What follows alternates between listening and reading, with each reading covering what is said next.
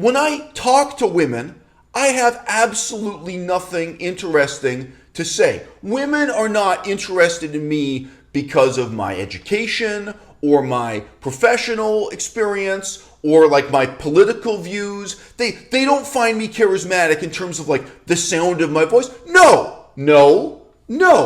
These women relate to me 100% because of my body fat composition, my hair and makeup, and the expensive jewelry I wear. That's all I've got going for me. So for a guy like me, right, Instagram really works because I can't meet women any other way. And also, I am an incredibly shallow guy. So I don't have any interest in any of those things in the women I meet. I only care about their body fat composition. Ed Winters is obviously an order of magnitude more attractive to women than you are. It's apparent to me that you feel ire for these people because they're competition with you, socially, within veganism. Even if Cosmic Skeptic weren't an idiot and agreed with you about everything, I think you'd still be scornful because he's a young, popular person in relative intellectual philosophical proximity to yourself. Instagram banned me about 2 weeks ago because I made a video telling people to delete it for the mental health benefits that comes when you take a step back from social media.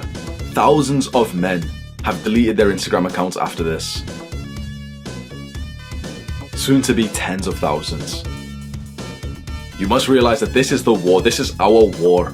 This is our generation's war.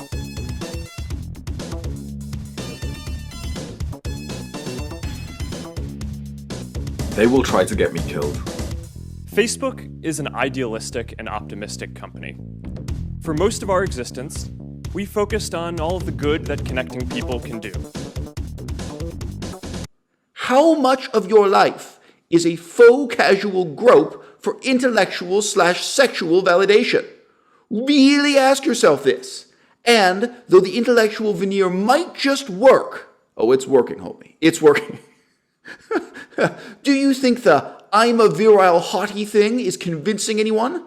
If you hear from these people, especially with my family, saying the hamster's disappeared, the hamster's gotten into some kind of like car crash or some shit, bro, trust me when I say I don't get into fucking accidents. I've not been in an accident like in my entire life. I don't get into accidents. I don't get into like car crashes or some bullshit. If I suddenly get into some kind of accident, an accident no one could have get, bro, be suspicious. If I disappear or if I get killed or if I go through an accident soon, it will be in all attempts to not seem suspicious. I've spoke previously that a racist guy tried to stab me. This is completely irrelevant to this, but a racist guy tried to stab me a few years ago in 2018. It's even on the news and everything. They will try to like mimic something similar to that. They will pay a crackhead to come and like stab me in my gym or, like an area that they know that I go to. It seems like silly to talk about, oh yeah, like I'm scared that Mark Zuckerberg's gonna try and get me killed. So we have made a lot of mistakes in running the company. I think it's pretty much impossible, I believe, to start a company in your dorm room and then grow it to be at the scale that we're at now without making some mistakes. Our great war is the war against social media. I have the assumption that they don't give a fuck about making like a singular person disappear. When I stepped up to have a conversation with Hamza, it did not occur to me that this was going to lead to a scuffle, that this was going to lead to a fistfight, that this could in any way lead to his untimely demise or disappearance. There was nothing like that on my mind, much less am I in any way connected to Mark Zuckerberg. I'm not employed by Instagram. I'm not part of a shadowy conspiracy with Facebook. Nothing like that was on my mind, okay? This dude, Hamza, up until just a couple weeks ago, I was a fan of his YouTube channel, and he was a fan of Instagram. This dude, just like me, like I can relate to this guy, right? His whole life revolved around going to the gym every day so that he can look like an Instagram He-Man. So he can look like an Instagram Ken doll trying to attract the best possible Instagram Barbie. Now look, I got some things in common with Hamza, some of the same things going for me, and in some ways, I'm different. Okay, like when I talk to women, I have absolutely nothing interesting to say. Women are not interested in me because of my education or my professional experience or like my political views. They don't find me charismatic in terms of like the sound of my voice. No. these women relate to me 100% because of my body fat composition, my hair and makeup, and the expensive jewelry I wear. That's all I've got going for me. So for a guy like me, right, Instagram really works because I can't meet women any other way. And also, I am an incredibly shallow guy, so I don't have any interest in any of those things in the women I meet. I only care about their body fat composition. I only care about how much time they are spending it through. So like up until just a couple of weeks ago, me and Hamza, right? Like I can relate to what he's got going on. All you do, his whole philosophy was going to the gym every day so you can mog other dudes, right? So you can be in this competition with other men for, like, in the pile of Mattel toys that are just churned out by this factory. Just imagine this huge fucking pile of Barbie dolls being stacked up in this huge pile of Ken dolls, and you want to be on the top of the pile so that you don't get a second-rate Barbie doll, so that you're the best-looking guy on Instagram you can possibly be, and you are flirting with and dating with and getting attention from and eventually getting married to and having children with the best-looking woman on Instagram. And that was his whole life, and that was my whole life too. So it's like, Hamza, I feel like you and me, up until just a couple weeks ago, right, we're on the same page. There is absolutely nothing more to who we are in life than what you can see on our Instagram profile. And there's nothing more we aspire to or dream about than banging the maximum quality and quantity of hotties, of women who are just like us, living a life that completely fucking revolves around going to the gym and then taking the most flattering picture of themselves possible on Instagram. You know, and look, we can add some footnotes here. Bonus points for hair, makeup, expensive jewelry, leaning on a car that may or may not be a rental that makes you seem successful. But look, dude, I don't really have a whole lot else to offer. And the women I'm pursuing, they don't either, right? So what the fuck happens? Just a couple, I've got a good thing going on for myself. Seems like Hamza's got a good thing. And out of the blue, dude, you're gonna quit Instagram. You're gonna tell all these other men and women to quit Instagram. What the fuck's supposed to happen to a guy like me? What do you think? You think I'm gonna go to like a conference for research scientists and present a paper on finding the cure for cancer, and I'm gonna like flirt with women who like respect me for my fucking work? No, dude, Instagram's all I've got. If you're gonna quit, if you're gonna shut down Instagram, if you're gonna lead this revolution, tens of thousands of people, what am I supposed to fucking do? You expect me to come on YouTube and do like a book review? You want me to like go to the theater and like come here and talk about Shakespeare or some shit? No. Every day I go to the gym so I can be like you, Hamza. That's what I'm doing. Every day I'm sitting there on Instagram and I'm like, I've got all these fucking text files open on my hard drive. I'm copying and pasting the same flirtatious lines and sending them to like 10 different women. I've got like, oh, that's like 7A. Okay, she responded positively. Now I'm going to go and copy and paste like 8B. You know what I'm saying? I've got a flowchart diagram so I can recycle the same flirtation with like 20 different women at the same time. And all the fucking women say exactly the same shit to me, so it's not really a problem. Hamza, look, what do you... So yeah, you know, like I know he and I go to the same gym sometimes. So I'm gotta ask Hamza, like, dude, like, you know, you're fucking up my life. Like you are fucking up my life, you know. And yeah, okay, look, I got a little bit out of hand.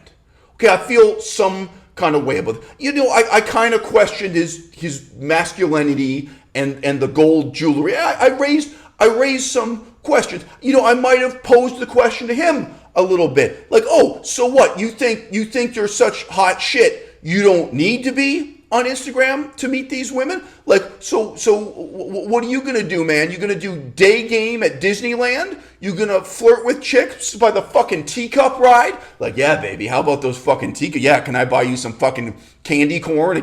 No, dude, what the fuck are you gonna, what am I supposed to do? This is the end of my life. This is everything I've been going to the gym for all these years. And you just fucking roll it up and throw it in the garbage like it's nothing. Why? Because you got this conflict with Zuckerberg. So look. There's a difference between like punching a man in the face and like two men where maybe you're kind of bumping into each other and there's kind of some hands in the air, but nobody's trying to knock anybody's teeth out. And like he walked away from that like a little bit disheveled. Dude, when he got in his car and drove, I think he was upset. I think it was distracted driving. Like, to his whole family, like I'm so sorry. But trust me, Instagram had nothing to do with it. Well, hello! I didn't see you come in. You just caught me reading a book, which I do all the time.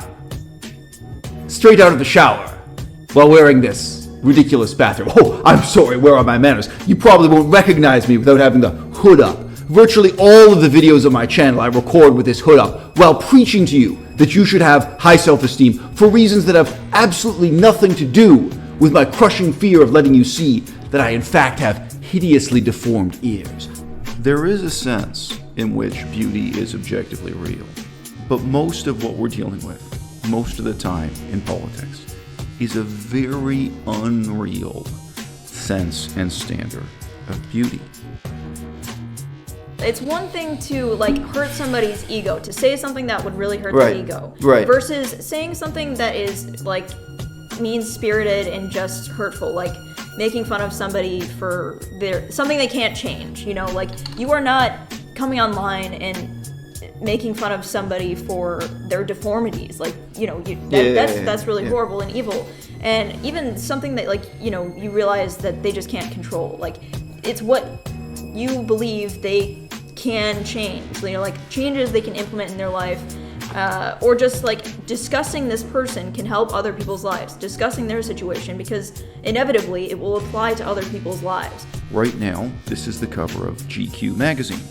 As has been the case for several years, people are saying that AOC, Alexandria Ocasio-Cortez, is the most powerful, the most important, the most influential politician in American left-wing politics. Why? So discussing vegan Right. games. A lot of people live their lives playing video games into their 20s and 30s, and they don't realize that this has a detrimental effect on their development and what they're doing with their time. That is worth talking about in a way that it's not just attacking vegan games. That's not the point of Right. the conversation. And That's not the point of Look, making this and video. people feel attacked, and that's okay. Right, and if it hurts Like, their if you ego, feel upset, yes, get upset. that can be really hard to Yeah. take, but you aren't You doing know, anything yes. to damage their lives. You're not ruining their lives. Hypothetically, these videos I make could help the people I'm criticizing. We just talked about Claire Michelle. Yes. What if Claire Michelle had watched that video I made 5 years ago and taken it seriously? Of course, it could have changed your life. Sorry, because we went back and watched it again. I hadn't watched it. Oh, yeah, it's a great- it's- for yes. 5 years. But I'm just saying, these videos, how about the videos I've made about Henya Mania? Yeah, I'm not just flattering you. Right, This yeah, yeah. actually Any of them. influenced But, my views Sure. on in things Sure. that I wouldn't have been able Right. to philosophize about Right, or right, discuss. right. It really does Right. help me And understand if we can't- psychology and Yeah. just of all of these decisions that If people- your people philosophy, engage in. if your philosophy doesn't have consequences, what is it worth? Philosophy should have consequences. There should be stakes. There should be risks. AOC, Alexandria Ocasio-Cortez, is the most powerful, the most important, the most influential politician in American left-wing politics. Why? A lot of you, whether cynically or sincerely, will say, because of her appearance, because she's beautiful. But this is her appearance. This is what she looks like. There are some people who objectively are so astonishingly beautiful that they can walk into a casting call in Los Angeles. They can walk into an audition and the whole room goes silent. And people whose job is to look at beautiful women every day and decide which woman is beautiful enough to appear in a soap commercial, they look at that woman and say, wow. Alexandria Ocasio-Cortez is not one of those people. She's not in that realm of objectively real beauty that would be overwhelming.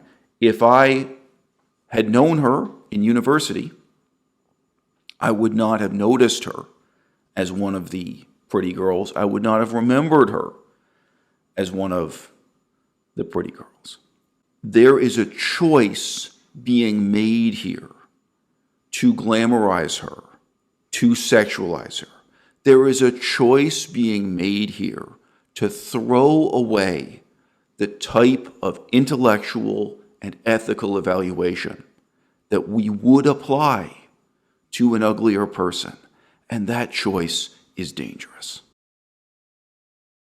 A lot of you will remember this for the rest of your lives as the absolute nadir of American politics, if not a remarkable low point in the politics of the world. Reflecting back on it years from now, you will ask yourself, how is it possible that Donald Trump and Jeffrey Epstein ever had such power, such influence in the world? Donald Trump was tremendously powerful for just 4 years. But if you think about a period of 40 years, Jeffrey Epstein may have been the more powerful and more influential man over a longer term. As shallow and despicable as those two men may be, what about this question? What about this problem? The question I've raised again and again, sometimes humorously, sometimes seriously. The role of beauty, the role of physical attractiveness in politics. As bad and strange and wrong as it is for a bikini model's opinion to matter more than someone who is perhaps old and ugly, but wise, someone who's old and ugly, but whose opinion about politics might be informed by extraordinary hands-on experience. This is the world we live in, both on the left and the right. And in the 21st century, this is a political problem that's getting worse and worse. I understand that what I have to say about this is deeply jarring and utterly baffling to many of you. Why make 10 different videos criticizing Nina and Randa? Some of them humorous, some of them deadpan serious. Why? Why? Why make 10 different videos criticizing James Aspey? I understand how strange and jarring and unfamiliar this is, but this is why. I don't want the vegan movement to be led by the equivalent of Alexandria Ocasio-Cortez, and I don't want the movement to be led by someone like Lauren Southern either. Why is it that the pseudo-intellectuals of the vegan movement respond to this puzzle, to this quagmire, to this conundrum, by asserting that I am merely motivated by jealousy, that what I'm doing can be dismissed with this concept of jealousy? Why not, for example, assume that I'm motivated by hatred, by scorn, by real contempt? I think in mainstream politics, nobody would imagine that I'm jealous of Alexandria Ocasio-Cortez, and nobody would imagine that I'm jealous of her right-wing equivalents, of which there are many. Why is it that the first and most steadfast and most unshakable assumption in the vegan movement is that if you have made 10 videos criticizing Durian Ryder, you must be jealous of Durian Ryder? If you have made 10 videos criticizing Cosmic Skeptic, you must be jealous of Cosmic Skeptic. Look, guys in the audience, do you actually feel jealousy when you look at Alexandria Ocasio-Cortez?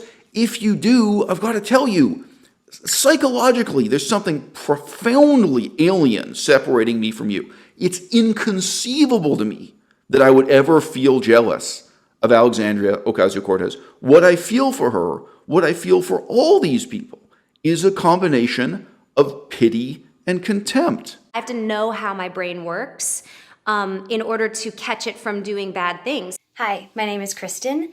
I have suffered from anxiety and or depression since I was 18. And I, got on a prescription when I was really young to help with my anxiety and depression, and I still take it today, and I have no shame in that. You would never deny a diabetic his insulin. Right, of course. Ever. But for some reason, when someone needs a serotonin inhibitor, they're immediately crazy or something. Because the brain is really tricky. Ed Winters is obviously an order of magnitude more attractive to women than you are. The sun will one day set on this world and a new dawn will rise. Out of the ashes of violence, hope will rise.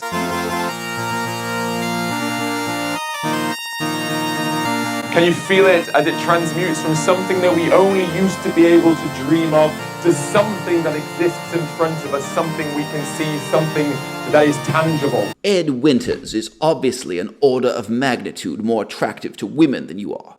It's apparent to me that you feel ire for these people because they're competition with you, socially, within veganism. Even if Cosmic Skeptic weren't an idiot and agreed with you about everything, I think you'd still be scornful because he's a young, popular person in relative intellectual, philosophical proximity to yourself. How much of your life is a faux casual grope for intellectual/sexual validation? Really ask yourself this. And though the intellectual veneer might just work, oh, it's working, homie. It's working. Do you think the I'm a virile haughty thing is convincing anyone? What exactly are you talking about? Now, I want to give this guy some credit. He says something honest here later on in the conversation. He admits that he feels intensely jealous toward Cosmic Skeptic because he feels that Cosmic Skeptic is about the same age as himself, but he feels that he's a more intelligent, more important voice. I don't know, for veganism or atheism or just generally in philosophy and politics. He admits that he feels this kind of jealousy and rivalry towards Cosmic Skeptic, and then he engages in, frankly, psychological projection in its strictest sense. He interprets what I'm doing this way. Now, guys, I can laugh about it. This means nothing to me. But it really is a misinterpretation. It really is just someone crudely not getting the joke. And the reason why I'm doing all this on YouTube, it is a joke, but it is not a joke only. I'm really concerned that American politics has not hit its lowest point with Donald Trump. The right wing has not hit their lowest point with Lauren Southern, and the left wing has not hit its lowest point with Alexandria Ocasio-Cortez. Things can get worse. And if you want a terrifying warning about just how bad things can get for mainstream democratic politics, take a look at what happened to veganism in the last 10 years. When you trust someone or you cease to scrutinize someone just because they're physically attractive, terrible things start to happen. Do it! Just do it! Don't let your dreams be dreams. Yesterday, you said tomorrow. Just do it! Make your dreams come true! Just do it! Some people find success while you can wake up and work hard at it. Nothing is impossible. Where anyone else would quit, and you're not gonna stop there. No, what are you waiting for? Do it! Just do it! Yes, you can! Just do it! Do it! Just do it!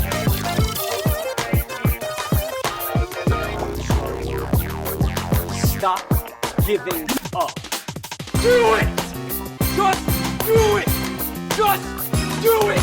Make your dreams come true! Yesterday, you said tomorrow. And you're not gonna stop there. No, what are you waiting for? Do it! Just do it! Yes, you can! Just do it! Some people dream of success while you're gonna wake up and work hard at it. Nothing is impossible! Where anyone else will quit and say, just do it! Make your dreams come true! Some people dream of success while you're gonna wake up and work hard at it. Nothing is impossible! Where anyone else will quit and you're not gonna stop there! No, what are you waiting for? Do it! Just do it! Yes, you can! Just do it! Nothing is impossible! Stop giving up. Yesterday, you said tomorrow. Do it! Just do it! Stop giving up. Make your dreams come true! This is Google Trend data showing you the level of interest in animal rights. Why don't you interpret the trend for me?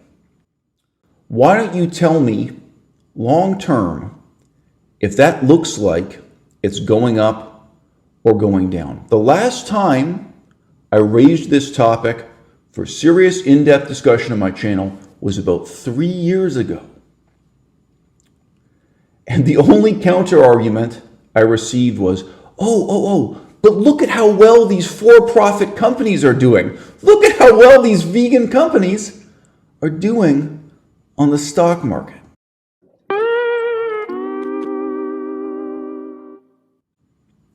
I had more than one rebuttal to offer in response to that point. But for those of you who believed this self-serving myth, let me ask you, if you thought this was proof that the vegan movement was successful and the vegan movement was growing when the value of this stock was on the way up, what do you make of it now that it's on the way down?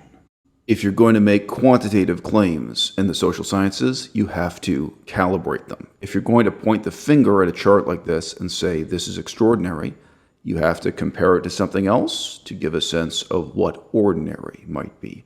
Here is the level of public interest in defunding the police. You can see there was really just one brief moment when this notion captured public's attention, and then within a year or two, it had petered out. The yellow vest movement, similar sort of pattern. The variation on this chart shows that public interest in cancer from month to month actually can increase or decrease significantly. But there isn't a clear trend here. We can't say that today people are just dramatically less interested in cancer than they were 10 years ago, whereas we definitively can say that looking at the chart for animal rights. Weight loss. It has a rhythm to it, right? Sometimes people are more interested in losing weight than others. Weight training. At different periods of time, you could actually point to a trend one way or the other on this chart. It's fair to say, looking at this chart, that in the past 12 months, there has not been any increasing interest in weight training, in bodybuilding, in physical fitness, or health. If you can admit that to yourself when you look at this chart, why can't you admit it to yourself when you're looking at the charts concerning veganism? Here's the pattern for feminism. Notice that it hit a peak in January of 2017, and it has declined now. But still, it's a pretty lively sort of line you're looking at with feminism as a movement. Do you see a whole lot of life in this line? That's animal rights. That seems pretty hopeless, doesn't it? Even compared to weight loss and weight training.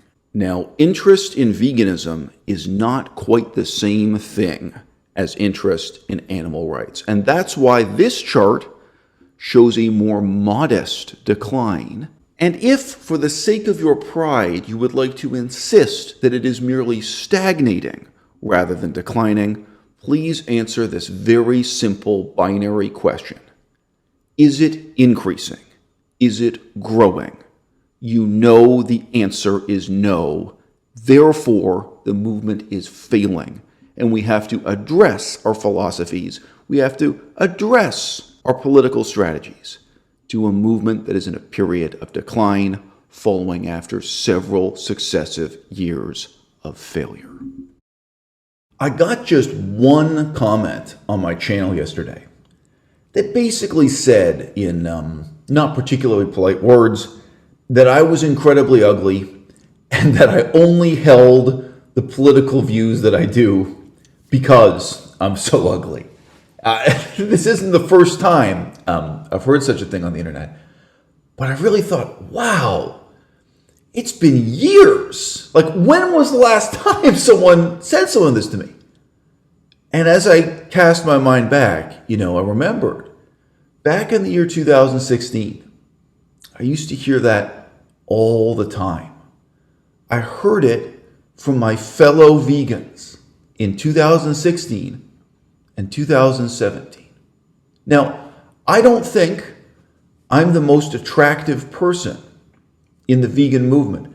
I'd like to take some time right now to mention the names of some guys I really do think are much more attractive than I am. Men who competed with me for a position of leadership, power, and authority here in the vegan movement, and men who competed by the same rules I play by here on YouTube, sharing their political philosophy, asking for your support, asking for your time and interest. Timothy Sheaf, Tim Sheaf, formerly known as the Vegan Prince, good-looking guy, very attractive guy, much more attractive than I am. John Venus,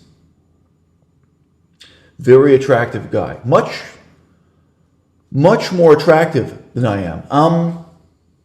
James Aspey, matter of taste, matter of perspective.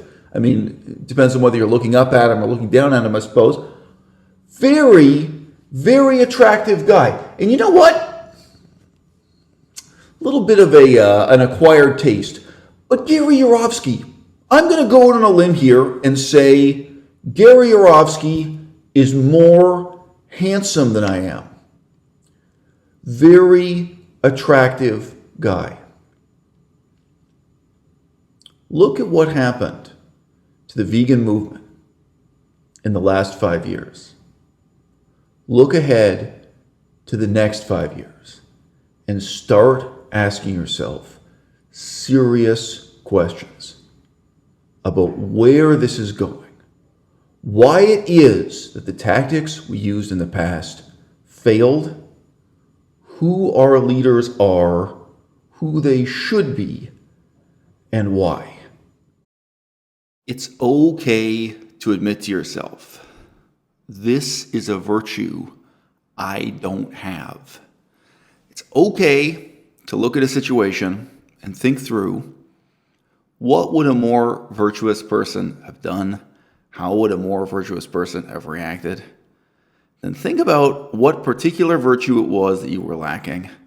Admit to yourself, I have some virtues and not others. And this happens to be a virtue I lack. But you know what else? This analytical process can lead you to consider the option of practicing particular virtues that you lack. And if you try it out, you might decide, hey, this is just not for me. It's not going to work. But you might find that you change. You might find that actually those virtues can become more familiar and can become more easy for you to practice in difficult situations, under pressure, when you've put in the time and effort, when you've tried it out for yourself. But it all begins with recognizing what virtues you've got and which ones maybe are unfamiliar to you, whether that is through lack of practice or something that is just in your nature. A lot of video games I played when I was growing up as a kid would give you about 4 options on screen. Some some situation arises in the video game, some calamity, some challenge, and there are kind of 4 options, A, B, C, D, for you to choose from a menu. With a lot of these things in life, one of the options we don't talk about, we don't think about, or maybe we don't think about enough because we don't have one word for it in the English language, is to just be happy for others. I wish we had one word for that in English, because even the adjective happy isn't quite suitable. Your best friend from grade school fell in love with and is now engaged to be married to a guy who you had a crush on through all of high school, but you never told him. What are you going to do? You might think there are only 3 options, but a 4th one, another option that's on the list, that's on the menu, is to just be happy for them. Can't you just be happy for her? Can't you? Maybe you can't. Maybe that's something lacking in you. You really got to examine and really got to think about and philosophize about, maybe try to practice. And if you decide it's not for you, if you decide you can't do it, it's not in your nature, or you're just terrible at it or something, you got to think about what you're going to do instead. You're going to have to come up with a new strategy. You're going to have to come up with a new way of being a human being and relating to other human beings. Can't you just be happy for them? It's not easy. And I see this on a massive scale now on the internet. And yeah, sometimes it's about things that are tremendously shallow. Maybe because people are not ashamed to exhibit their jealousy about shallow things, and maybe it's more difficult for them to be honest or go public when it's about something more profound. Okay. Billie Eilish, she's made a huge amount of money, become very famous, performing what I would consider absolutely terrible music. But every year, somebody, somewhere, is going to make a fortune performing terrible music. Okay. Can't you just be happy for her? I'm happy for her. If I met her face to face in real life, I wouldn't lie and say that I like her music. I wouldn't lie and say I appreciated your music. I would just say, I'm happy for you. I'm happy for you that this worked. I'm happy that you're that one person in a million who performs this horrible music and gets to live their dream. Right? Billie Eilish has enormous breasts. And we're going to see this huge array of reactions on the internet, including, interestingly, other women with enormous breasts who seem to feel oppressed by society and are imposing this onto Billie Eilish and claiming that she symbolizes their sense of oppression as women with unusually large breasts. And of course, there's this other kind of discourse of resentment from flat-chested and small-breasted women. I guess they feel disadvantaged, perhaps not oppressed, in a world that's obsessed with large breasts. Not all of the reactions are of jealousy and envy, and some of the reactions are just of a kind of peculiar sneering contempt. Some of the reactions are from people where I think their point is not that she's unattractive. I think there are people complaining that she is not attractive enough to have her position of kind of unearned fame. The expectation is that she ought to present herself like Beyonce and either actually be as attractive as Beyonce or some other icon of both beauty and the performing arts, that she ought to be living up to the standard of being a legend, a myth, not just in terms of her vocal performances, but in terms of her, they have an expectation formed by not just a few, but dozens of other women who have played this role publicly and have projected a certain kind of glamour and beauty, regardless of how they might look when they're not wearing makeup or when they're not making a public appearance, when they're not wearing an evening gown. This is sort of failed expectation that she should be more beautiful than she is, or be made to appear more beautiful than she is through a conspiracy of fashion designers and photographers and retouching and flattering angles and what have you, right? So there's a whole range of reactions. And I wish we had just one word in English for this. This sense of, can't you be happy for her? There's an option on the menu there. Option number 4 is just be happy for her. And I know that word happy is misleading. You're not going to be like, wow, I'm so glad that this other person is living out this dream that I didn't get to live. You're not going to be delighted. You're not going to be delighted like, oh yeah, my best friend from primary school is now getting married to that guy I used to want to get married to in high school, and I never, like, I get it. I get it that you're not going to be glowing with enthusiasm. The type of happiness we're talking about here is it's a kind of subtle appreciation. You know, that guy you had a crush on in high school, somebody was going to marry him. Somebody. All right? It just happened to be her. It just happened to be that girl you knew from. So can't you be happy for her? Would you be happier if it were Beyonce? Would you be happier if it were a complete stranger who married that guy? Why? So just be happy for her, right? Somebody was going to make $1 million this year playing this ludicrous pop music fame game, right? Well, it happened to be you. Even if I think it's completely undeserved, right? Even if I don't think you merit it or whatever, I can still be happy for you. Even if my opinion is, because I listen to rap music, that there are thousands of more talented rappers who upload their music to SoundCloud and datpiff.com and they don't get the recognition. I feel they're more deserving of this money and fame. That's profoundly irrelevant.